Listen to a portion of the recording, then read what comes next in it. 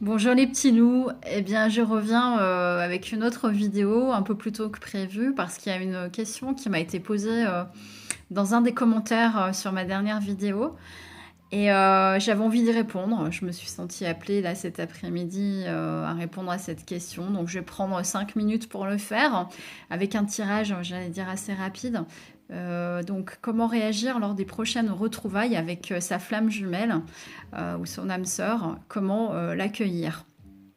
D'ores et déjà, ce que j'ai envie de dire avant de répondre à cette question par les cartes, c'est qu'il faut toujours se fier effectivement à son propre ressenti, se recentrer sur soi, malgré la présence de l'autre, d'arriver à se fier à son intuition pour savoir comment réagir.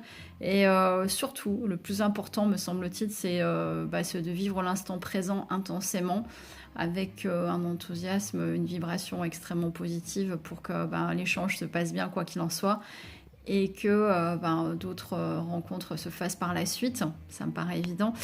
Mais voyons d'un peu plus près ce que les cartes ont envie de me dire pour répondre à cette question. Alors ça reste pour le collectif des flammes jumelles, j'allais dire en fin de parcours, ça reste une réponse, on va dire générale, ça ne répondra pas pour tout le monde, mais on va regarder ce qu'il en est.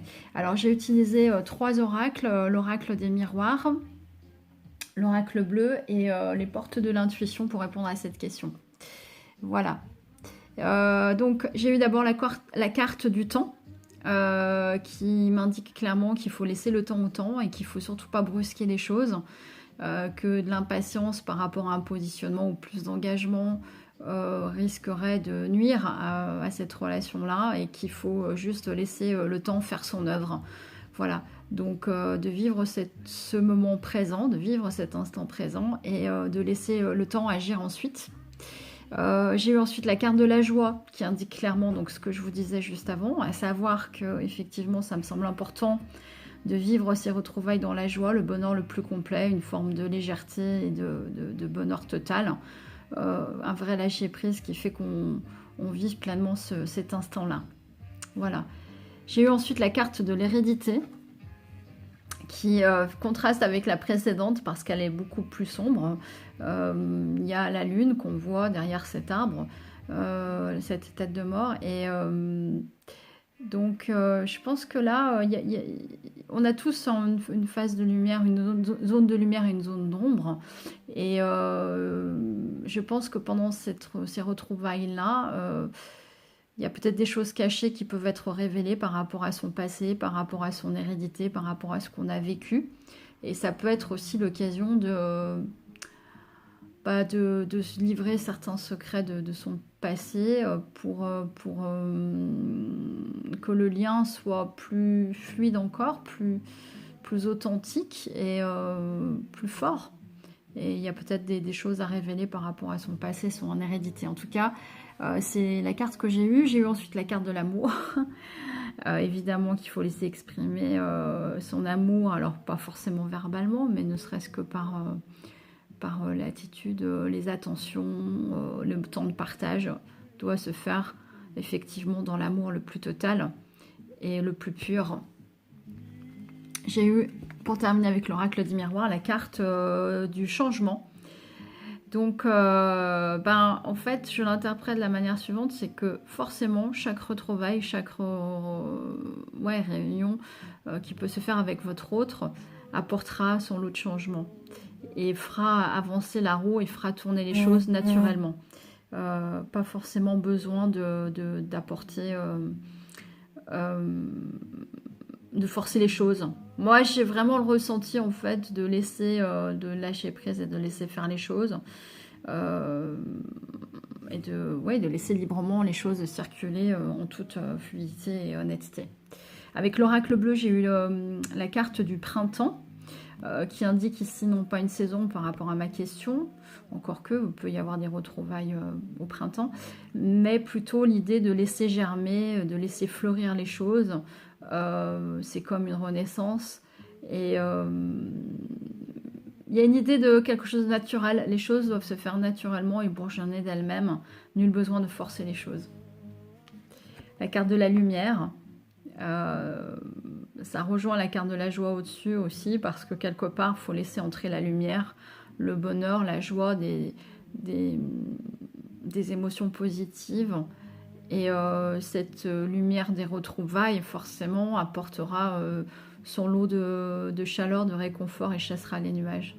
C'est ce que j'arrive à ressentir, à voir sur cette image, avec les rayons du soleil qui viennent percer les nuages. Il faut le vivre pleinement à l'instant présent. Et j'ai eu la carte du chagrin en dessous de la carte de l'hérédité, donc ça rejoint ce que je disais tout à l'heure sur la carte de l'hérédité, à savoir que il est possible que dans le passé, de l'un ou de l'autre, hein, de votre côté ou du sien, il y ait des chagrins, des choses à laisser s'exprimer. Alors, il ne faut pas que ça plombe non plus les retrouvailles, mais on peut avoir un temps aussi où on exprime librement ces ressentis de chagrin qu'on peut avoir par rapport à ce qu'on vit dans nos vies respectives. Ça peut être bien.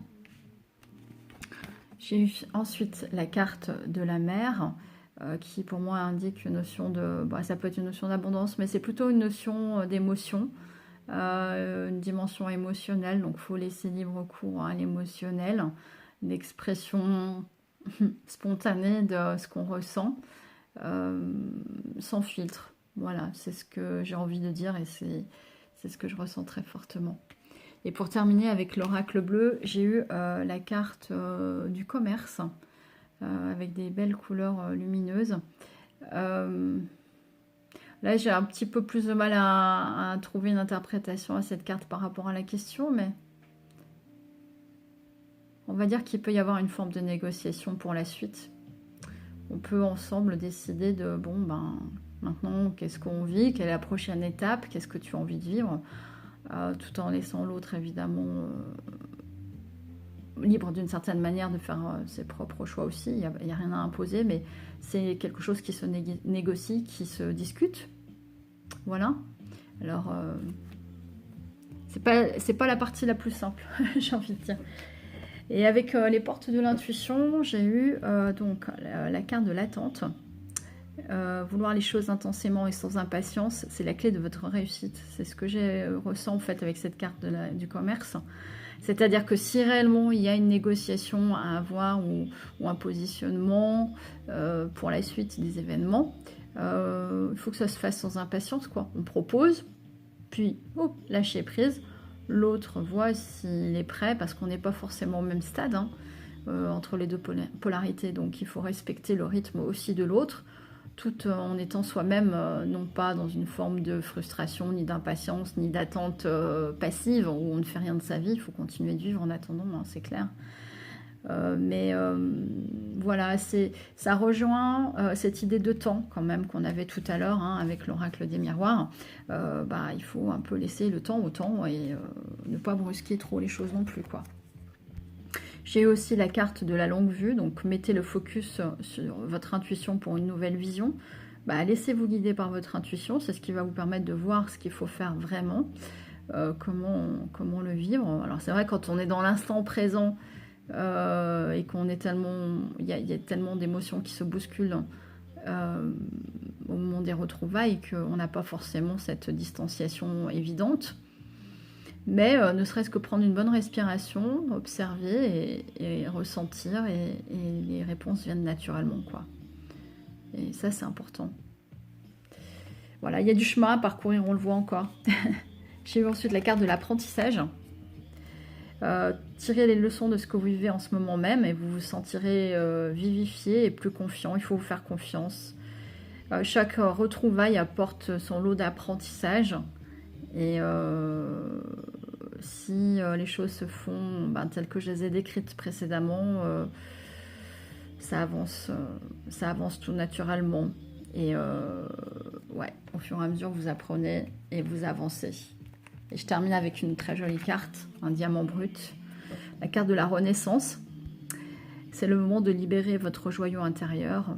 Voilà, ça répond pleinement à la question, parce que au moment des retrouvailles, laissez naître le diamant qui est en vous, laissez-le renaître, laissez-le briller, de telle sorte que l'autre soit ébloui de votre beauté intérieure et reconnaisse le diamant qui est en vous et tout le potentiel que vous avez, et tout ce qu'il peut vivre avec vous. Voilà, j'espère avoir répondu à la question. Je vous fais des gros bisous, je vous souhaite un très très bon week-end et je vous dis à bientôt, bye bye pour une nouvelle vidéo. Portez-vous bien, je vous aime, bisous, ciao.